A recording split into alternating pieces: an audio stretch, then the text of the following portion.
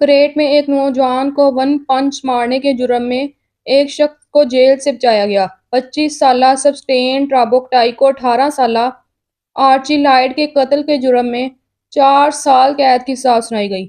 یہ واقعہ مالیہ کریٹ میں سن 2015 میں ایک شرابی جھگڑے کے دوران پیش آیا۔ لائڈ کے اہل خانہ نے فیصلے پر راحت کا اظہار کرتے ہوئے اسے انصاف کی فراہمی کے طور پر بیان کیا۔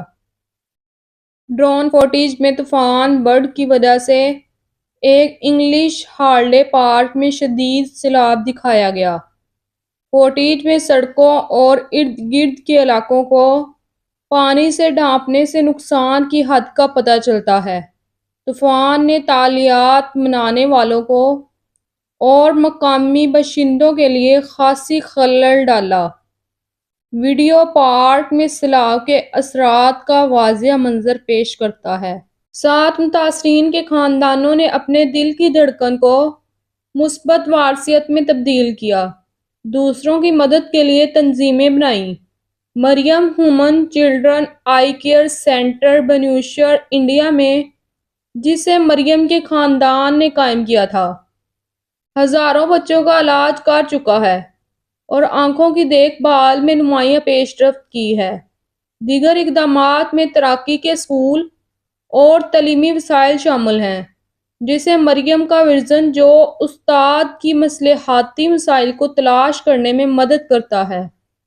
یہ منصوبے شفا یابی، لچک اور کمیونٹی کے اتحاد کو فروغ دیتے ہیں۔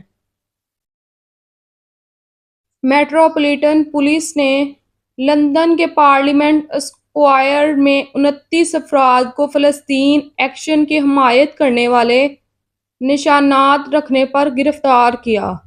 ایک گروپ جس پر حال ہی میں دہشت گردی ایکٹ 2000 کے تحت پابندی لگائی گئی تھی، مظاہرین مہاتما گاندھی کے مجسمے کے نیچے پلے کارڈز کے ساتھ کھڑے تھے: میں نسل کشی کی مخالفت کرتا ہوں، میں فلسطین ایکشن کی حمایت کرتا ہوں۔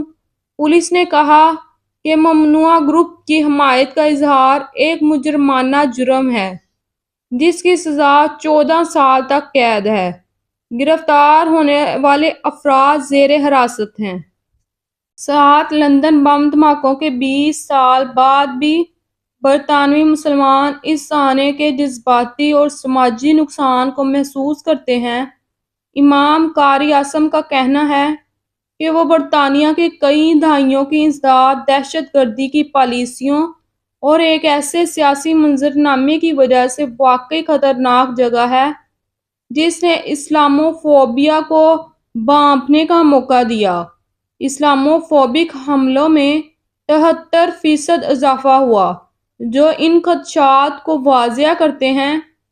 حملوں کے بعد سے بہت سے مسلمان شکوک، تنہائی اور دشمنی محسوس کرتے ہیں۔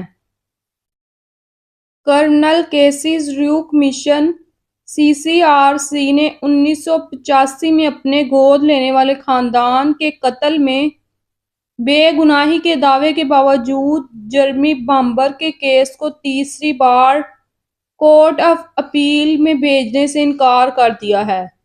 بامبر کے وکلاء کا کہنا ہے کہ نئے شواہد اس کی سزا کو کمزور کرتے ہیں، لیکن CCRC نے پایا کہ یہ ریفرل کی حد کو پورا نہیں کرتا ہے۔ ان کی قانونی ٹیم عدالتی فیصلے پر نظر ثانی کرنے کا ارادہ رکھتی ہے۔